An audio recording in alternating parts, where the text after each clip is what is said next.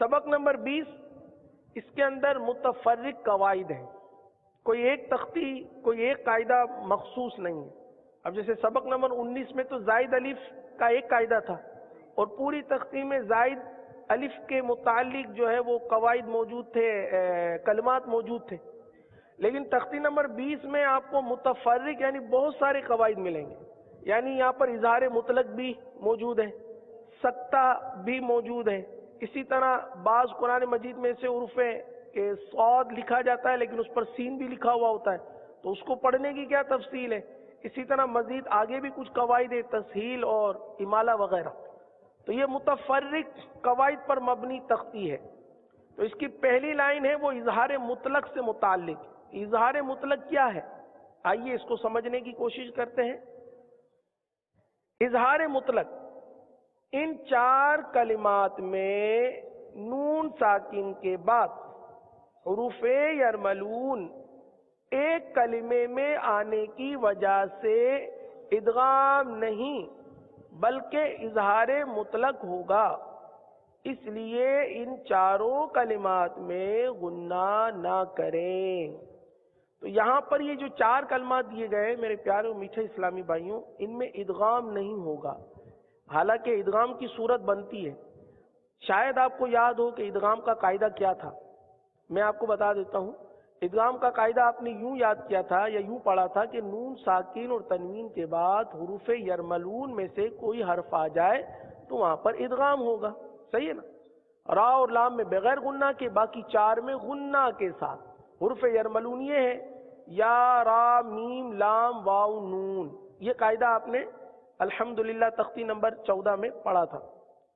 तो अब यहां पर आप देखिए दुनिया पहला कलमा, सही है। आप देखिए दुनिया, नून साकिन है, नून साकिन के बाद या आ गया, हुरूफ यरमलून मौजूद, इदगाम का कायदा नजर आता है। लेकिन चूंकि एक ही कलमे में दुनिया, पूरा एक कलमे में, और वहां पर तख्ती नंबर 14 में आपने पढ़ा था मन यकूलु मिम मिस्लिही, सही ना। मीम नून जेर मिन लिखा हुआ था, फिर यकूलु लिखा हुआ था, तो दो कलमात के दरमियान इदगाम हो रहा था। यहां एक ही कलमे में नून साकिन के बाद या मौजूद है, तो यहां पर इदगाम नहीं होगा बल्कि इजहार मुतलक होगा। इजहार मुतलक का क्या मतलब है, इसका लफ्जी माना तो यही बनता है कि सिर्फ और सिर्फ इजहार ही होगा। इजहार मुतलक का मतलब सिर्फ और सिर्फ इजहार ही होगा, सही ना, इदगाम नहीं हो सकता। तो आइए इसको भी पढ़ लेते हैं। बिस्मिल्लाहिर रहमानिर रहीम।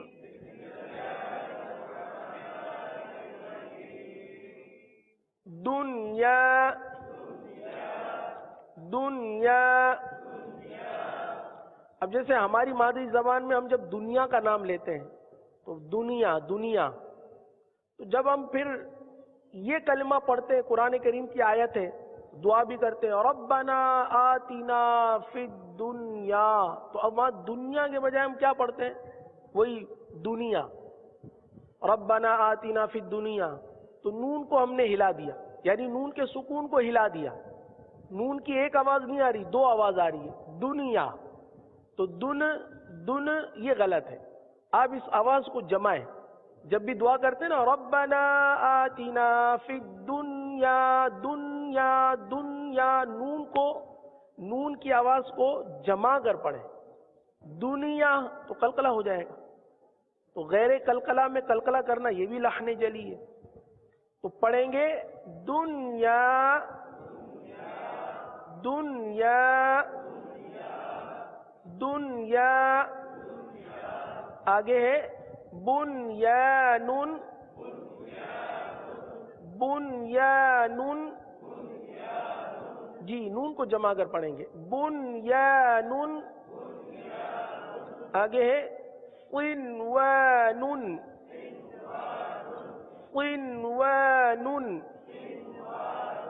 आगे है सिनवानुन। वाव में होठ गोल होते हैं, सिनवानुन। सत्ता क्या है, सत्ता किसे कहते हैं, आइए इस कायदे को समाप्त करते हैं। सत्ता के माना है आवाज रोक कर सांस लिए बगैर आगे पढ़ना, ये सत्ता कहलाता है। यानी आपने आवाज रोकनी है, सांस नहीं लेना। जैसे एकदम से आवाज रुक जाती है, सांस नहीं लिया जाता, आवाज रुक जाती है, तो वो लम्हा भर के लिए आवाज रोकना, सांस ना लेना, ये सत्ता कहलाता है। यानी आवाज रुक जाए और सांस जारी रहे। और 4 कलमात हैं जो आपके सामने मदनी कायदे में मौजूद हैं।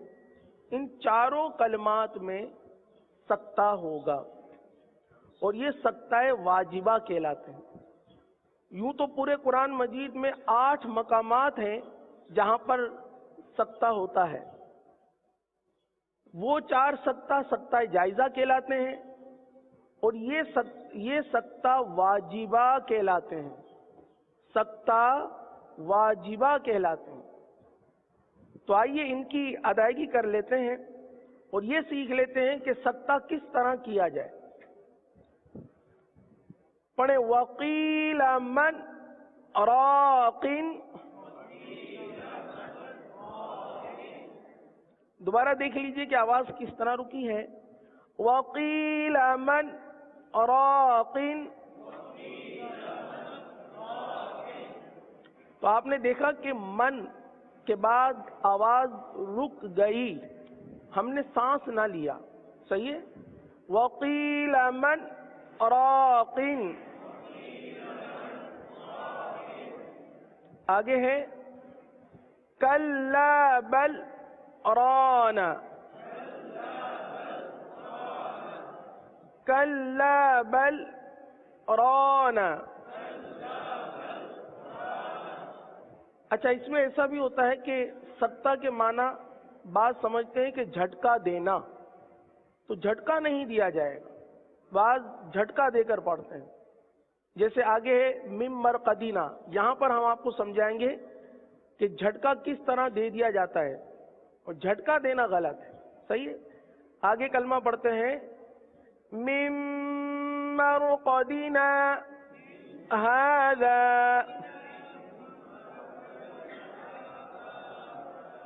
पूरा कलमा, दोनों कलमे एक साथ पढ़ें, दरमियान में सत्ता करेंगे। पहले आप पूरा सुन लीजिए, उसके बाद पढ़िएगा। मिम मरकदीना हादा।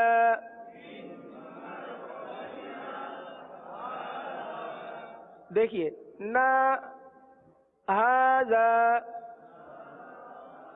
ना के बाद आवाज को रोकना है। अच्छा, करते क्या है, यहाँ झटका दे देते हैं ना।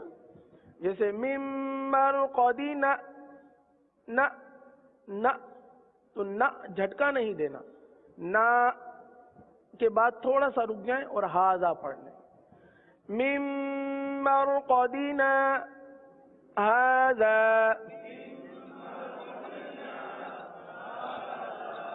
ये किसकी मश्क हो रही है? सत्ते की, कि सत्ता हमें किस तरह करना है। सत्ते की अदायगी ये है मिम मरकदीना हाजा।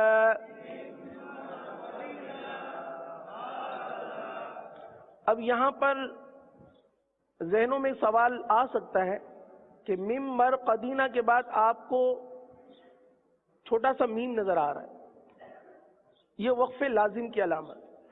किसकी अलामत है? हाँ, यहां पर जरूर ठहरना चाहिए और साथ ही साथ सत्ता भी है।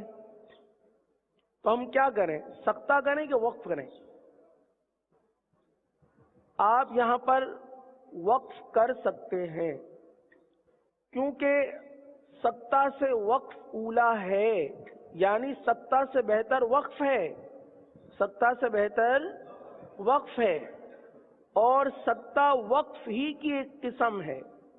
सत्ता वक्फ ही की एक किस्म है। बस फर्क इतना है कि वक्फ में हम आवाज और सांस दोनों को तोड़ देते हैं, यानी आवाज को भी तोड़ देते हैं और सांस हमारा जो है वो भी रुक जाता है। सही ना, सांस जारी नहीं रहता। और सत्ता में ये होता है कि सिर्फ आवाज रुकती है और सांस जारी रहता है। सही ना, सांस नहीं रुकता, बस इतना सा फर्क है। बाकी सत्ता भी वक्फ के हुक्म में है। آپ سکتا سے بہتر وقف کر لیجئے، یہ تو اور زیادہ بہتر ہے۔ اسے بعض اوقات ذہن میں آتا ہے نا کہ سکتا کریں یا وقف کریں، تو وقف زیادہ بہتر ہے۔ اگر وقف نہیں کرتے تو کم از کم سکتا ضرور کر لیجئے۔ دوبارہ پڑھ لیجئے، من مرقدنا ھذا، یہ تو سکتا ہو گیا۔ اگر وقف کرنا ہو تو کس طرح کریں گے؟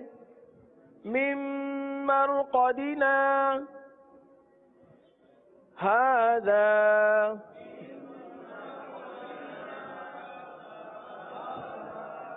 وقف کا جو رکنے کا لمحہ ہے وہ زیادہ ہے، سکتا میں کچھ لمحہ، 1 سیکنڈ سمجھ لیجیے آپ، 1 سیکنڈ بھی نہ ہو، اور وقفہ جو ہے نا اس میں زیادہ دیر مطلب ہے کہ رکتے ہیں۔ آگے بڑھتے ہیں، اب اس میں ایوا جن نہیں پڑھیں گے، ایوا جا پڑھیں گے، صحیح؟ دونوں کو ایک ساتھ پڑھیں گے، ایوا جا قیمن۔ پہلے سن لیجئے کس طرح پڑھا جا رہا ہے، ایوا جا قیمن۔ دوبارہ سن لیجئے اور ساتھ اسی انداز میں پڑھ لیجئے، ایوا جا قیمن۔ جی ہاں، اب یہاں پر ذہنوں میں یہ سوال آ سکتا ہے کہ ایوا جا کیوں پڑھا، جبکہ ہم تو ملا کر پڑھ رہے ہیں، جبکہ ہم تو ملا کے پڑھ رہے ہیں۔ ابھی تھوڑی دیر پہلے جیسے میں نے عرض کیا کہ سکتا وقف کے حکم میں ہے، سکتا جو ہے یہ وقف کے حکم میں ہے، یعنی جس طرح وقف میں تبدیلی ہوتی ہے، 2 زبر کو ایک الف سے بدل دیتے ہیں، اگر زبر زیر پیش ہو تو ساکن کر دیتے ہیں، یہ وقف کے قواعد ہے نا۔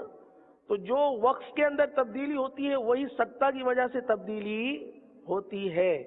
تو جیسے ہم پڑھتے ہیں ابدن سے ابدا، کیا پڑھتے ہیں؟ ابدن، آگے وقف ابدا کرتے ہیں نا، ایک الف سے تبدیل کرتے ہیں، ابدن ابد نہیں پڑھتے، ابدن ابدا، ہے نا؟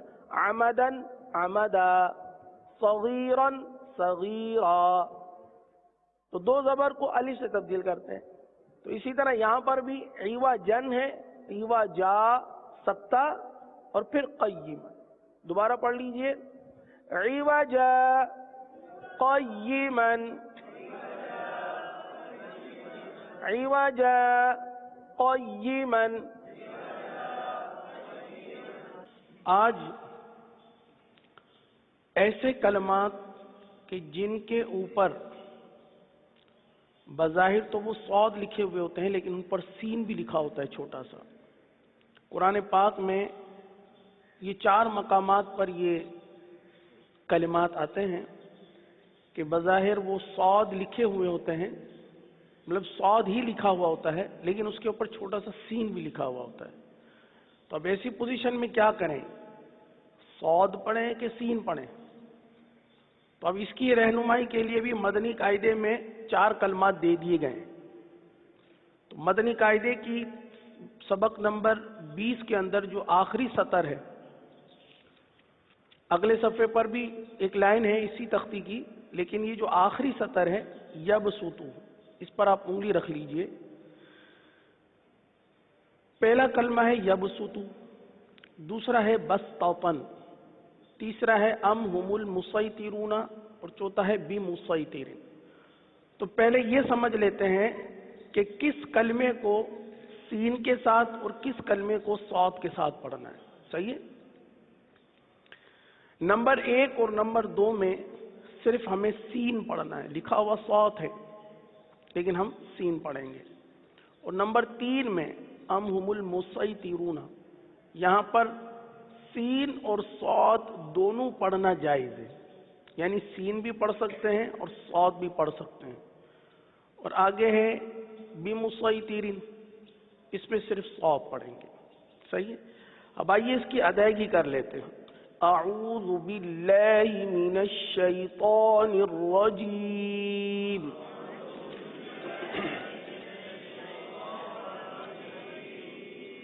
بسم اللہ الرحمن الرحیم،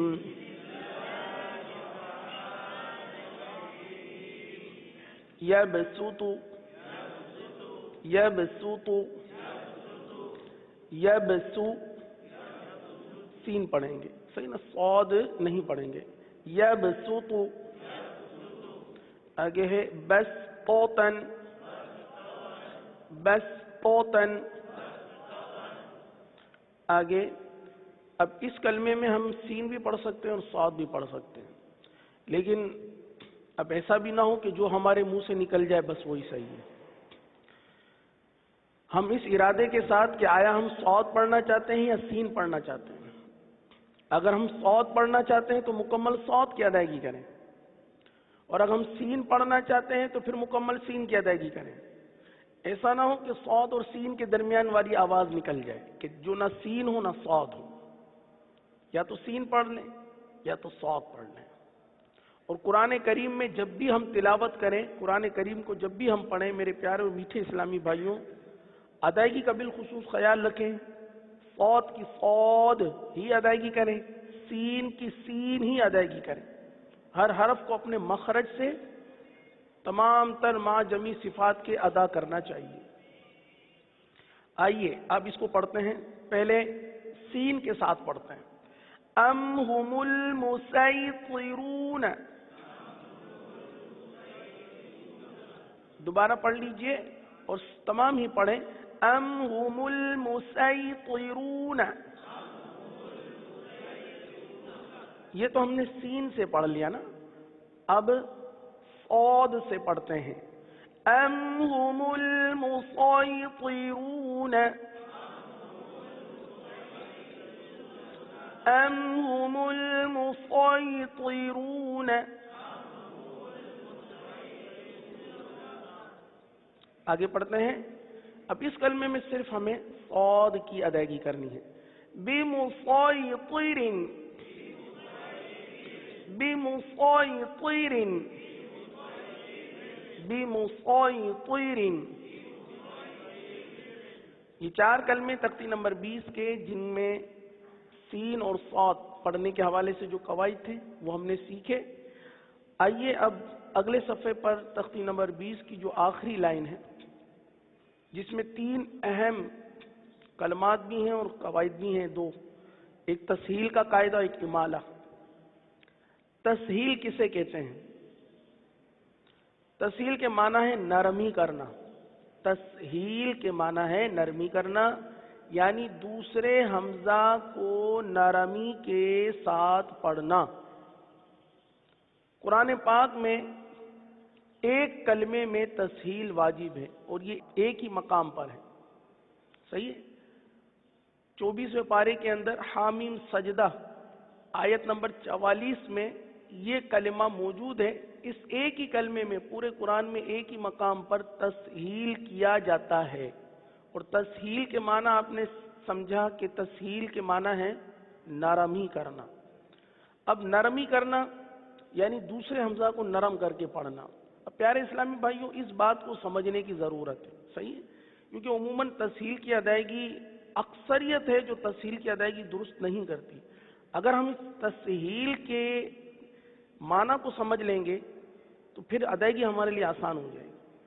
देखिए, दो हमजा है, हमजा ज़बर आ, हमजा आइन ज़बर आ, सही है। पहला हमजा है हमजा ज़बर आ और दूसरा हमजा है हमजा आइन ज़बर। नरम किसको करना है?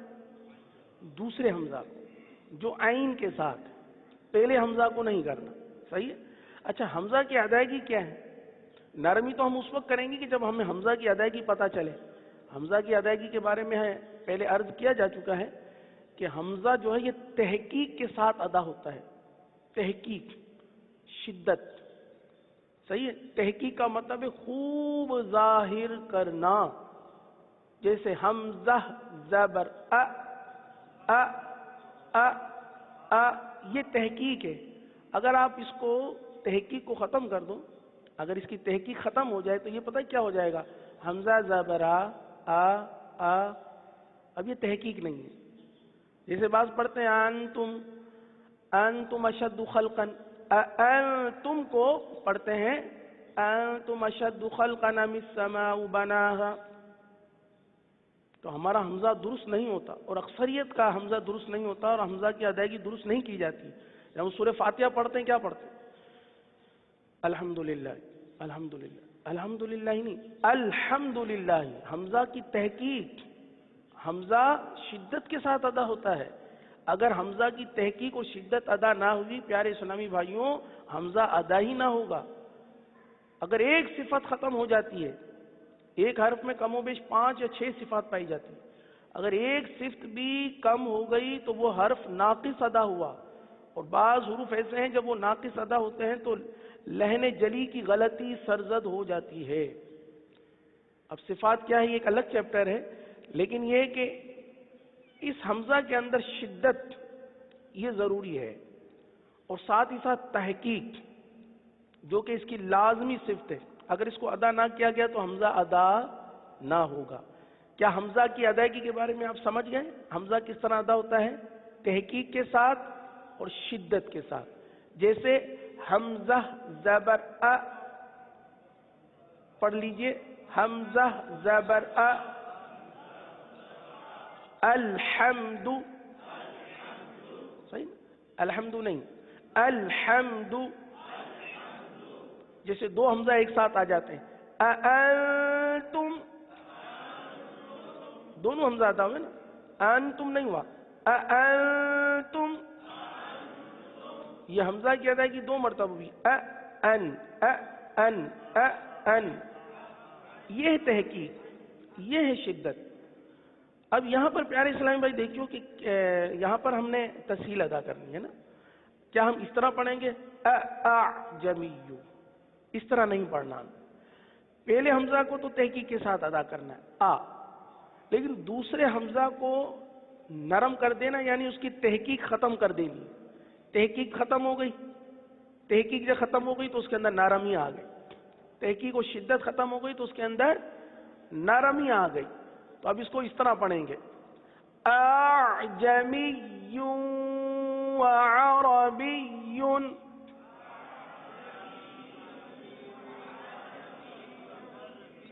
اگر آپ اپنی آواز کو خود سماعت کر لیں، اس میں آپ کو کوئی پریشانی نہ ہو، اگر پریشانی ہو تو ہاتھ رکھ لیجئے.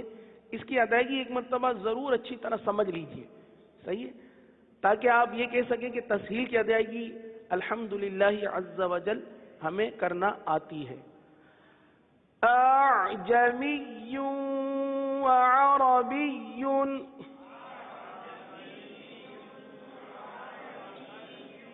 اب سنیے، نہ یہ اعجمی یوں ہے، اعجمی یوں بھی نہیں ہے کہ دوسرا حمزہ حذف ہو جائے، اعجمی یوں نہیں ہے، اعجمی یوں بھی نہیں ہے، صحیح ہے. اب آپ ادائیگی سنیے گا، 3 ادائیگی کی جا رہی ہے. اب تینوں میں سے صحیح ادائیگی کیا ہے وہ آپ نے اس کا فیصلہ کرنا، اور اس کے اندر تسہیل کی ادائیگی بھی کی جائے گی. 2 ادائیگیاں غلط ہوگی، 1 ادائیگی درست ہوگی. وہ تیسری ادائیگی آپ نے نوٹ کرنی ہے کہ وہ کون سی ادائیگی ہے جو درست ہے، صحیح ہے. 3 ادائیگیاں کی جا رہی ہیں، اعجمی وعربی، یہ ایک، اعجمی وعربی، یہ 2، اور تیسری ادائیگی اعجمی وعربی. اب آپ بتائیے کہ کون سی ادائیگی درست تھی؟ جی ماشاء اللہ، تیسری ادائیگی درست تھی، کیونکہ پہلی ادائیگی میں دونوں حمزہ تحقیق کے ساتھ ہوئے، جو کہ غلط ہے کیونکہ ہمیں دوسرے حمزہ میں نرمی کرنی ہے. اور دوسری ادائیگی جس میں اعجمی پڑھا، یعنی دوسرے حمزہ کو حذف ہی کر دیا، اتنا بھی نرم نہ ہو کہ حذف ہی ہو جائے. اور تیسری ادائیگی جس میں دونوں حمزہ ہے لیکن پہلا حمزہ واضح ہے، تحقیق کے ساتھ ہے، دوسرا حمزہ نرمی کے ساتھ ہے. سنیے، اعجمی وعربی.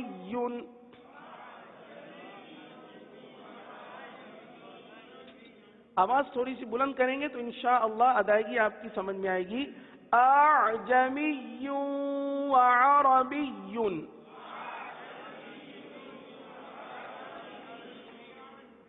نہیں، اعجمی، اعجمی، اعجمی وعربی.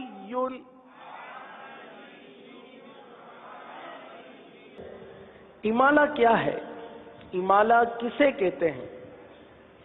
پہلی بات تو یہ کہ امالہ پورے قرآن پاک میں ایک مقام پر، جس طرح تسہیل پورے قرآن میں ایک جگہ پر ہے، اسی طرح امالہ، امالہ کبرا، امالہ کبرا یعنی بڑا امالہ، امالہ کبرا پورے قرآن میں ایک جگہ پر ہے، باروایت حفص رحمت اللہ تعالی علیہ۔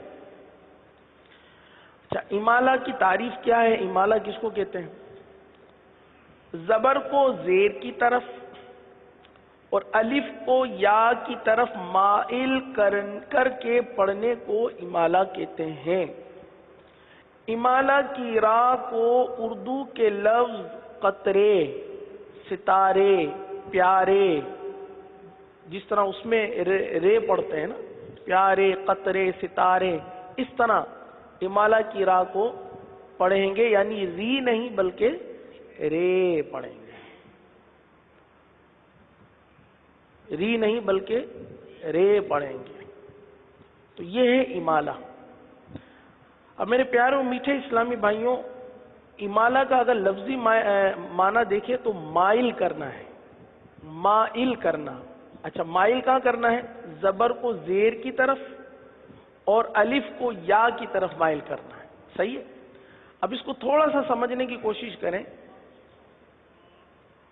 یوں تو اگر پڑھا دیا جائے مجریہا کافی ہے، لیکن تھوڑی سی اس کی تعریف جب بیٹھیں گے کچھ سیکھنے سمجھنے کے لیے تو اس کی تعریف کو تھوڑا تفصیل سے سمجھ لیں۔ زبر کو زیر کی طرف، اب اس کو سمجھیے، دیکھیے زبر ہے اوپر، زبر کہاں ہے؟ مثال کے طور پر تا ہے، حرف تا، تا زبر تا، تو زبر کہاں آتا ہے؟ حرف کے اوپر، حرف کے اوپر آتا ہے۔ اچھا، زیر کہاں آتا ہے؟ حرف کے نیچے، صحیح ہے؟ حرف کے اوپر زبر ہے اور حرف کے نیچے زیر ہے۔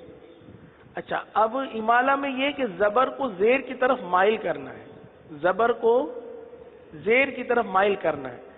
اب مثال کے طور پر تا زبر تا، تا زیر تی، زبر میں آواز اور منہ کھلتی ہے آ، زیر میں آواز نیچے گرتی ہے، صحیح ہے؟ اور امالہ کے بارے میں ہم نے سنا کہ زبر کو زیر کی طرف مائل کرنا، مائل کرنا، یہ مائل کرنا، مائل کرنا، اس طرف جھکانا، اس کے قریب ہونا، مائل ہونا، صحیح ہے نا؟ اب زبر کو زیر کی طرف مائل کرنا ہے، جب زبر کو زیر کی طرف مائل کیا تو آ سے ای تو نہیں بنا، آ سے ای نہیں بنا، بلکہ آ اے، آ اے، تا تے، سمجھ میں آ رہی ہے؟ تا تی نہ بنا، لیکن مائل ہوا تو جب زبر کو زیر کی طرف مائل کیا تو وہ تا زبر تا، یا تا، یا حمزہ زبر آ اے، تا تے، آ اے، تو زبر کو زیر کی طرف مائل کرنا، یہ ہے قاعدہ جو آپ کو سمجھانا مقصود تھا۔ اچھا، الف کو یا کی طرف، جیسے با الف زبر با، با الف زبر اور با یا زیر بی، اب با ہے، با کو بی کی طرف مائل کرنا ہے تو کیا بنا؟ بے، با کو بی کی طرف مائل کرنا ہے تو کیا بنا؟ بے، الف کو یا کی طرف مائل کرنا، اس سے مراد ہے۔ تو زبر کو زیر کی طرف اور الف کو یا کی طرف مائل کر کے پڑھنا، یہ امالہ کہلاتا ہے۔ اچھا، اب یہ تعریف کیوں بیان کی گئی؟ سیدھا سیدھا کہہ دیتے کہ جس طرح مجہول پڑھا جاتا ہے اس طرح آپ پڑھ دیں، جیسے اردو میں پڑھتے ہیں ستارے، قطرے، پیارے، مجریہا۔ نہیں میرے پیارے و میٹھے اسلامی بھائیوں، یہاں پر یہ جو قاعدہ بیان کیا نا، زبر کو زیر کی طرف اور الف کو یا کی طرف مائل کر کے پڑھنا، اس سے مراد یہ ہے کہ قرآن پاک کبھی بھی مجہول نہیں پڑھا جاتا، اگرچہ کہ یہ پیارے، قطرے، ستارے یہ مجہول ہے، یہ ہماری زبان میں جو پڑھے جاتے ہیں، اور قرآن کریم کو اگر کوئی اس طرح پڑھتا ہے بے تے سے رے توئیں زوئیں، تو یہ کیا ہے؟ یہ مجہول ہے، تو قرآن پاک کو مجہول پڑھنا غلط ہے۔ تو اب یہاں پر یہ نہیں لکھا جائے گا کہ امالہ کی راہ کو مجہول کی طرح کر کے پڑھیں، مجہول کر کے پڑھیں۔ کبھی بھی قرآن پاک کو مجہول پڑھنے کی رہنمائی نہیں دی جائے گی، بلکہ آپ کو ہمیشہ معروف پڑھنا ہے۔ اور یہ جو مجرے ہاں میں جو امالہ کیا جا رہا ہے، اگرچہ کہ یہ لگ رہا ہے کہ یہ مجہول ہے، لیکن یہ مجہول نہیں ہے، یہ معروف ہے، کیونکہ قراءت میں بروایت حفص پورے قرآن میں ایک جگہ پر امالہ آیا ہے، اور امالہ اسی طرح کیا جاتا ہے، مجریہا نہیں پڑھتے بلکہ مجریہا پڑھتے ہیں۔ تو آئیے اس کو پڑھ لیتے ہیں۔ بسم اللہ الرحمن الرحیم۔ میم جیم زبر مج، را امالہ والی رے، مج رے، ہا الف زبر ہا، مج رے ہا۔ کیا پڑھیں گے اس کو؟ مج رے ہا۔ یہ پورے قرآن میں ایک مقام پر ہے، سورہ ہود کے اندر 12واں پارہ آیت نمبر 41 کے اندر یہ کلمہ موجود ہے۔ اور جب ہم سمندر میں کشتی میں بیٹھیں گے، کشتی کے اندر بیٹھیں گے، تو کشتی میں بیٹھ کر جو پڑھنے کی دعا ہے وہ بھی یہی آیت کریمہ ہے، بسم اللہ مجریہا و مرساہا ان ربی لغفور الرحیم۔ تو یہ کشتی میں بیٹھ کر اس کے پڑھنے کی بھی دعا ہے۔ تو بہرحال اس کو صحیح پڑھ لیجئے دوبارہ، مجریہا مجریہا۔ آگے جو کلمہ ہے، آخری کلمہ ہے تختی نمبر 20 کا، وہ ہے بئس الاسم الفسوق۔ اب اس کو کس طرح پڑھیں گے؟ سب سے پہلی بات تو یہ کہ ہم پہلے اس کی ہجے کر لیتے ہیں، ہجے کر کے پھر اس کی رواں پڑھیں گے۔ پڑھیے، با حمزہ زیر بی، سین زبر سا، بئس۔ کیا پڑھیں گے؟ جھٹکا دے کر پڑھیں گے، بئس۔ لام سین زیر لس، میم لام پیش مل، لس مل، فا پیش فو، لس مل فو، سین واو پیش سو، لسم الفسو، قاف پیش قو، لسم الفسوق، لسم الفسوق۔ پورا کلمہ، بئس الاسم الفسوق، بئس الاسم الفسوق۔ ان تینوں کلمات کو ایک مرتبہ پھر پڑھ لیجئے، تسہیل والا پہلے کلمہ، اعجمی وعربی، اعجمی وعربی، مجریہا مجریہا، بئس الاسم الفسوق، بئس الاسم الفسوق۔ الحمدللہ عز و جل، تختی نمبر 20 کا اختتام ہو گیا۔